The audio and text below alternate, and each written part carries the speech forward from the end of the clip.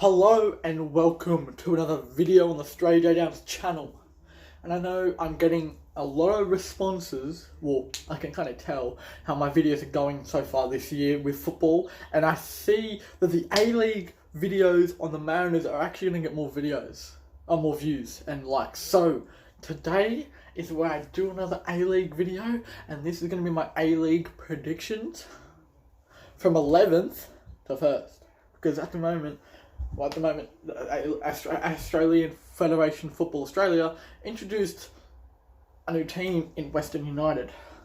So now we have 31 rounds. Really confusing, but the next season after is when we'll be getting a new team as well. And we'll have 12 teams. So good for us. So where we start is in 11th place. We will be going for Newcastle Jets. Now, the Newcastle Jets haven't really done much business this year, and I don't think they'll end up doing much for the rest of the summer, or the winter in Australia.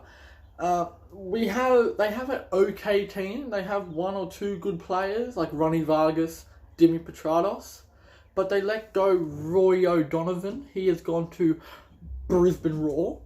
And I think that he will do really well for them this year. He's 33 though, so I mean, I don't blame Newcastle for letting him go. But also, I think they'll struggle. I think they'll struggle. They have signed the best right back in the league, Matt Miller from Central Coast Mariners last year. He was averaging 6 dribbles a game. 6 dribbles a game in the A-League against Sydney FC. Sydney FC, the team who ended up winning the comp. It looks like besides them this year, the only other team that'll fail will be Brisbane Roar, because they have signed. I think they're going to do a Fulham this year. I think they're going to do a Fulham. Is they're going to sign 70 players and then finish to the bottom. They signed 11 players this year. They signed a whole new squad, and I don't think they'll do it. They've signed Jake McGinn, Roy O'Donovan, and none other players. They've signed that many players that I don't think that they'll go well. I think they'll actually finish to the bottom. In 9th, only just finishing above them will be the Central Coast Mariners. Now, the Central Coast Mariners have bought well, but they haven't bought efficiently. They've bought some great players from Europe. They've bought a few from the Serbian League. They've bought the captain in from the Samsung Blue Wings from last year, and they have also bought in a new goalkeeper in Mark Birigidi, an Australian national player with 2 caps or something. 2 caps. He played in NAC Breda in the Netherlands last season and Melbourne City the season before. So I think that Mariners will do better than last year, but not that good, you know. In 8th, we're going to go with Wellington Phoenix, because they've sold off a few players. Roy Krishna, their best player last season, who top scored for the whole league with 18 goals. They've also let go Sarpreet Singh, who's gone to Bayern Munich. So I think they'll struggle because their creativity, and they've lost their coach. So I think their creativity is lacking, because Sarpreet Singh was their best player last year. So their creativity is lacking, but their defence is going up with a few more new signings in the defensive options. So I think they'll go really well this year. Compared to last year, no, but better than Mariners, obviously. In 7th, now this is going to be a shock to most people. I'm going Adelaide. Why? They signed Riley McGree. Why do you think I think Riley McGree's a flop? I think he's a flop because he did that well for Melbourne City last year, or the season before. He was at Adelaide. Then he got bought by Club Brugge in Belgium. Then he got loaned back to Melbourne City, and now he's been bought from Club Brugge back to Adelaide. I think he's going to flop because his defensive numbers are down from 3.5 tackles a game to around 2.6. So he's dropped less tackle, but he is improving his attacking numbers with around 2 to 3 shots a game and around 1 to 2 key passes per game. Also, Craig Goodwin. It looks like he's moved on. I'm not sure if he 100% will, but he's rumoured to go to Korea. To FC Seoul with Bernie Abini. Or not, he doesn't play for them, but around in that league with Bernie, Adam Taggart, and Terry Antonis. Now, the top 6 is where we've got the 6th place is where we've got the new team in the comp with Western United. They are a new team to the comp, but they have improved players. They have signed Connor Payne. They have signed Diamante and his mate from Bologna. They have signed Aspirodimus, a great young defender for the Central Coast Mariners last year, who put in 8.2 tackles a game, but he wasn't making enough blocks. He was only making around 1 to 2 to 3 to 1 to 3 blocks per game, which is not a great amount of blocks for a central defender. And I don't think that he'll do well with Western United, but I reckon he'll do better there than he did at Mariners, because Mariners flopped last year. Obviously, they only got 3 wins all season, 3 or 4 wins. So they did really bad. The problem with that was because Aspirodimus, he's tall, good in the air, around 4 air duel 50-50 wins per match, but his air duels around corners is really lacking because his timing of the jumps aren't on point. Right? So you want to jump and to win the header. What he does is he jumps, shoulders the bastard out of the way, and then tries to win it from there. They also signed Australian right back Josh Risdon, who played really well for the Wanderers last year, but they also flopped. I don't think that will go well this year, and I'm predicting that Western United will go well in their first season. They'll just make finals, but they'll only finish 2 points behind the Western Sydney Wanderers. Why? Because they've signed this nice goalkeeper, age 32, from the Swiss league by the name of Danny Lopa.